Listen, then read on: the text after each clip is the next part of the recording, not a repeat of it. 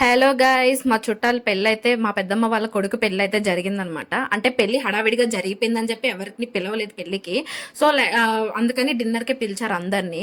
So అందరం 2 కార్లు వేసుకొని వెళ్ళిపోయాం అనమాట. మా బ్రదర్స్ అవుట్ఫిట్ చూడండి, మామూలుగా లేదు కదా, ఏదో చాలా మోడల్స్గా ఉన్నారు. మోడల్ సూపర్ మోడల్ లాగా చాలా బాగా నచ్చింది నాకు వాళ్ళ అవుట్ఫిట్.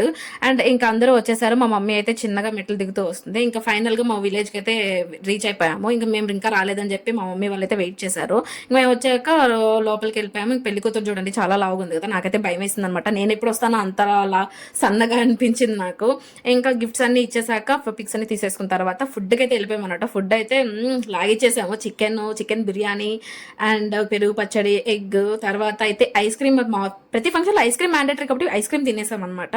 ఇంక లాస్ట్లో అట్టుపండు ఇచ్చారు. అండ్ మా తమ్ముడు పాన్స్ అయితే తిన్నారనమాట. నేనైతే తిన్నాను, మా తమ్ముళ్ళు అయితే పాన్స్ తింటారు, స్వీట్ పాన్ కదా, సో అందుకని తిన్నారనమాట.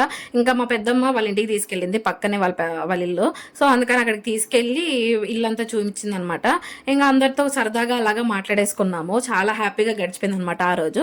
ఇంకా తర్వాత పక్కనే రాయల చెరువు ఉంటే రాయల చెరువు చూసుకున్నాం అనమాట. అంటే పచ్చికాపల్లం వెళ్ళే సైడ్లోనే అనమాట. సో అందుకనేసి రాయల చెరువు చూసుకొని వెళ్దామని చెప్పి మా తర్వాత లేట్ అయిపోతుందని అందరం బయలుదేరేసాము.